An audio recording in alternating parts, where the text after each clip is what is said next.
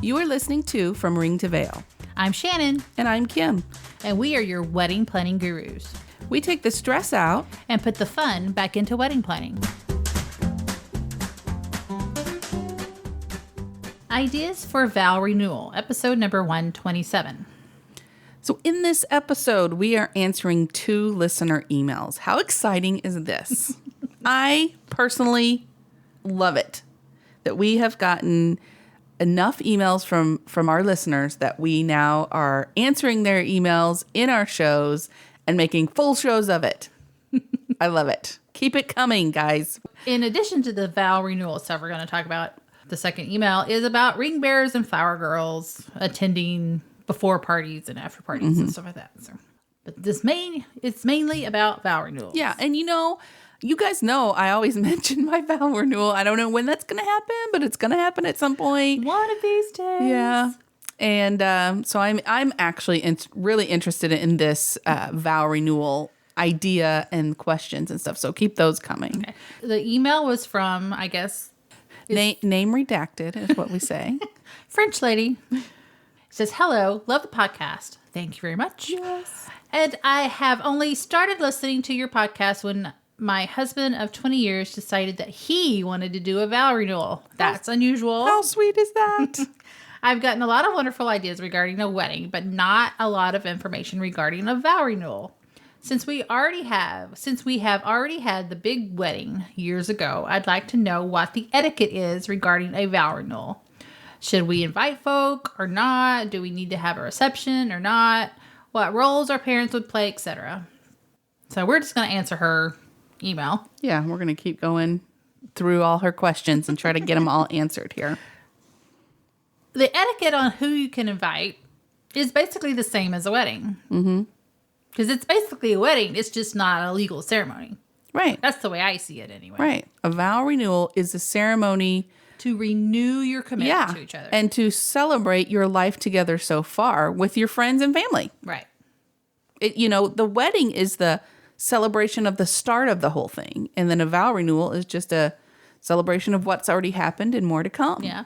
And if you just got through with a rough patch or something like that and you want to renew your commitment to each other, that's a good time to have a vow renewal. Big number anniversary, not like a year after you got married. Right. Unless, let's say... you went to elope. Yeah, but you didn't have a big wedding. Like 10, 15, 20, 25, those big number... I mean, you get to year 25, which I'm approaching. That's a big number. It is a big number. Nowadays, anyway. Oh, definitely. Definitely. So who can host? Well, the couple. The children can host, if there are children. Even the original maid of honor or best man. Even your parents still can host if they want to, if they're still living and it's something that they want to do. Right. So really, anybody can host it, right? Right. I think I've seen a lot where the children host it, like it's their 30th anniversary or something like that. And your children are grown and they're like, I want to do something special for mom and dad. Let's have a vow renewal. And sometimes it's a surprise and you're like, oh, yay. That's actually what we did with my parents. Yeah. I can't remember what year it was. I want to say it was 25. Yeah. Well, yeah. If my kids hear this, I do not want a surprise vow renewal. I don't like those kind of surprises. Okay. Anyway, so who can officiate? It's not a legally binding ceremony. Nope. So anyone can officiate. You can have your father, your brother, the original best man, maid of honor, anyone that you want can officiate. Your kids. Or you can just go up there, write your own vows, and do it yourself. So you don't have to have anybody to say anything. Maybe you could have your dog stand up there with you. Maybe you have other people reading things, but right. You don't have to have an official officiant. That's right. Your dress. You could go with your original gown. You could go with your original gown remade, using pieces of your gown and make something new. You can do something new and totally different. It doesn't have to be a wedding dress. It doesn't have to be white. It can be, though. Yeah. I mean, it's totally up to you. The only thing when we were doing our research is to really skip the veil. Yeah. Because you don't need to hide your innocence, ward off evil spirits around Right. you. So, skip the veil, put some nice flowers in your hair, wear a birdcage veil, just something smart and sassy. That's right. I've never used the word sassy in my whole entire life. Sure you have. I don't know about that. I think you could get so creative with this. Yeah. But, if you want to wear white, go right ahead. In today's, it just doesn't mean the same as it used to. And lots of people now don't wear white to their first wedding. Yeah, So that's true. Now, your attendants. They're not necessary, but if you want people to stand up with you, that's totally up to you. If you want to go with the original maid of honor, you guys are still best friends, whatever, do it. Go for it. Best man, same thing. children was a good option. Mm-hmm. You can have your children standing up there with you. Brothers and sisters and, just anybody. Again, you can or you don't have to. Right. It's up to you. That's what I love. It's like it's totally pretty much a blank thing. You can do whatever you want. Do you need an aisle escort? No. Mm-mm. You can walk down by yourself. If you even decide to walk down the aisle, because you don't have to. And you could have your husband walk you down the aisle. Mm-hmm. You can have your father walk you down the aisle again. You can have your children walk you down the aisle. Mm-hmm. Or you could dance down the aisle with your family or kids or whatever.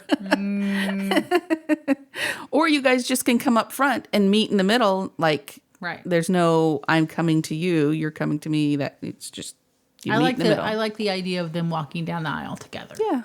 Waving and shaking hands and throwing kisses. And Sorry. That would be fun. Now, the ceremony is in quotes, right? Because it's not really, it's not legal. It's a ceremony.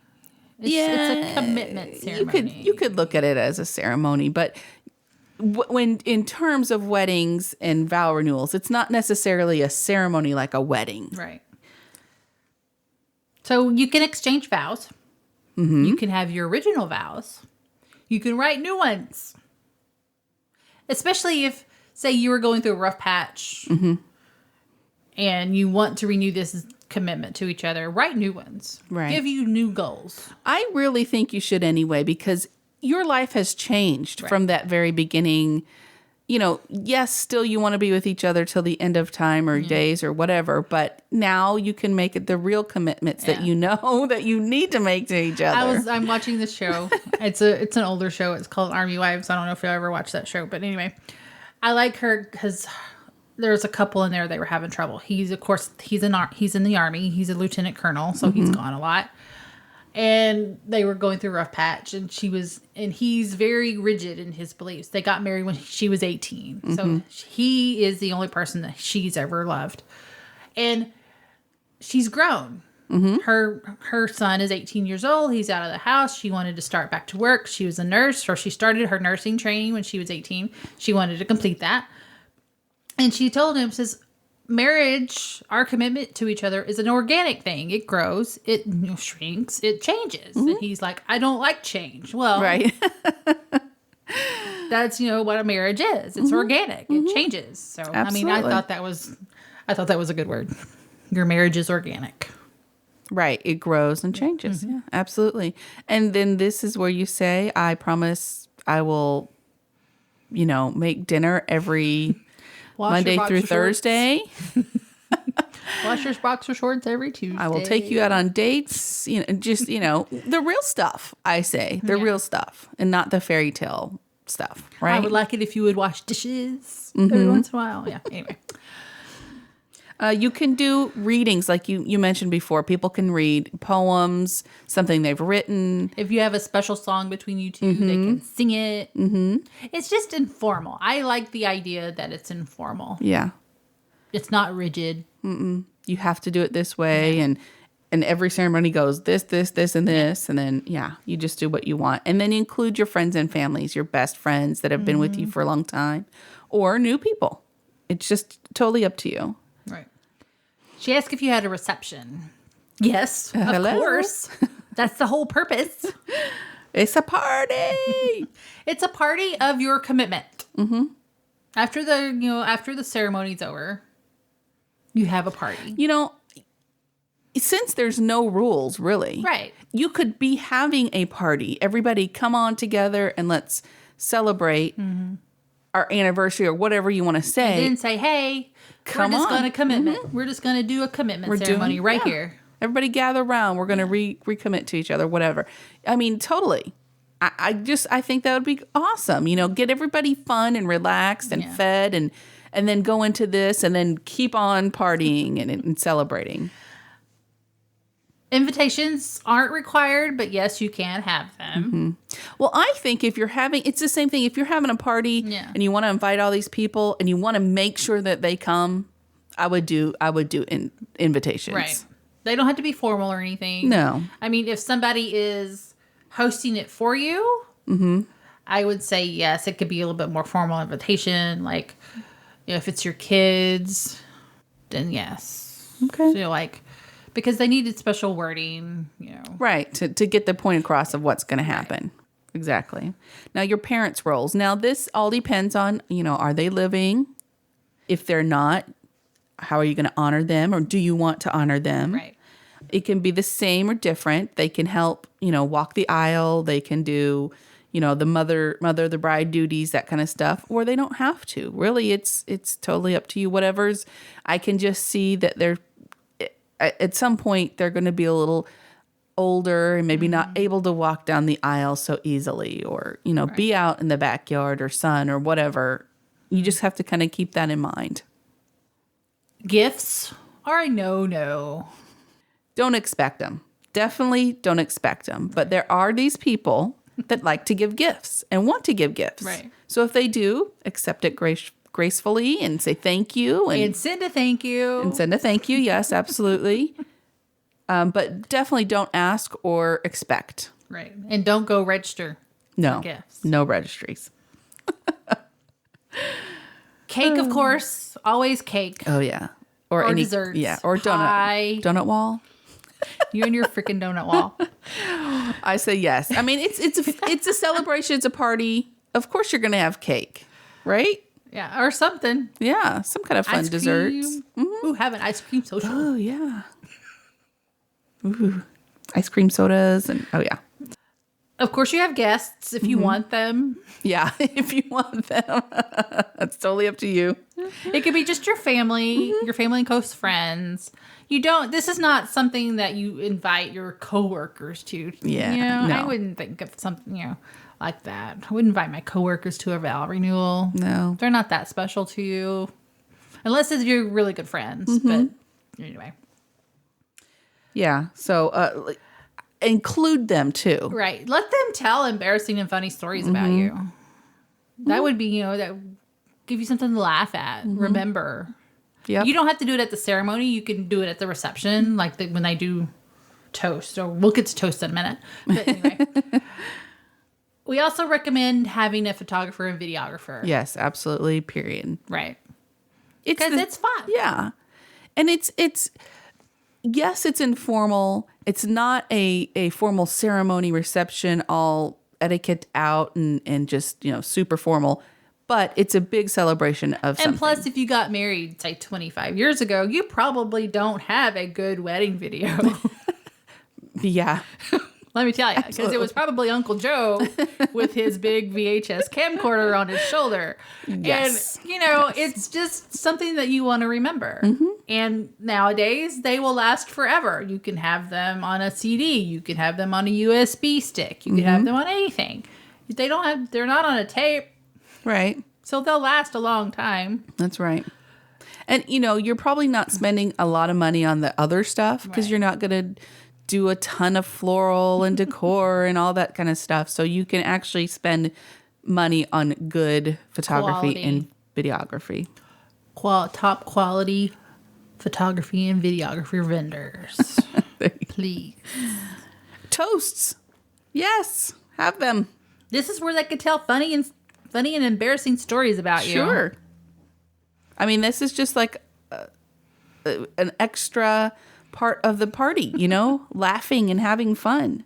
And make sure that you thank everybody, of course. Yes. You don't need to send thank you notes because you are thanking them at the party, especially if you don't need gifts. You Right. don't receive gifts. So you don't need to send a thank you note. Just thank them at the party. Toast to your guests. Yes. And unless they bring you a gift unsolicited, then send them a thank you card because that's good etiquette, of course.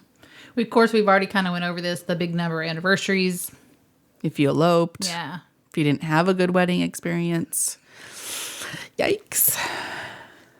And of course, always, always, always go on at least a second honeymoon. Yes. If it's not the second honeymoon, go on a honeymoon. Yes. This is your renewal moon. There you go. Yeah. You got to commence, well, not commence. What is it? Consummate. Consummate This the new renewal. This new vowels. I'm just kidding. Wow, wow. These new vows. I think we've had too much caffeine today. Nah.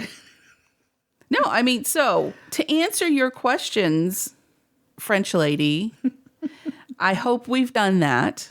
And if you have any more questions, please let us know. But we're so excited that you're doing this and that you reached out to us so that I'm so excited so that we could research this and see what all the rules or non-rules are.